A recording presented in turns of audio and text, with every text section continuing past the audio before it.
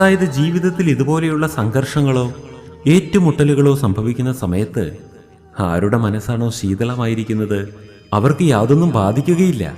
എന്നാൽ ആരുടെ മനസ്സാണോ ചൂട് പിടിച്ചിരിക്കുന്നത് അവർക്ക് ശക്തമായ പ്രഹരമേൽക്കുകയും ആ പ്രഹരങ്ങൾ അവരെ രൂപാന്തരപ്പെടുത്തുകയും ചെയ്യും. അതുകൊണ്ട് നിങ്ങൾ നിങ്ങളുടെ ജീവിതത്തിൽ ശക്തമായി മുന്നേറാൻ ആഗ്രഹിക്കുന്നുണ്ടെങ്കിൽ മനസ്സിന് പ്രഹരങ്ങൾ ഏൽക്കുന്ന സമയത്ത് അവിടെ ക്ഷതങ്ങൾ ബാധിക്കാതിരിക്കണമെങ്കിൽ തണുത്ത മനസ്സുള്ളവരായി മാറും. കാരണം തണുത്ത മനസ്സിന് മാത്രമാണ് പ്രഹരങ്ങളോട് ചെറുത്തു നിൽക്കുവാനുള്ള ശക്തി ഉണ്ടാവുകയുള്ളൂ. അഥവാ നിങ്ങളുടെ ശിരസ് എപ്പോഴും ചൂടായിരിക്കുകയാണെങ്കിൽ നിങ്ങൾ അതീവ ദുർബലനാണെന്നാണ് അർത്ഥം. ശക്തന്റെ അടയാളം ഏത് സാഹചര്യത്തിലും ശിരസ് തണുത്തിരിക്കും എന്നുള്ളതാണ്.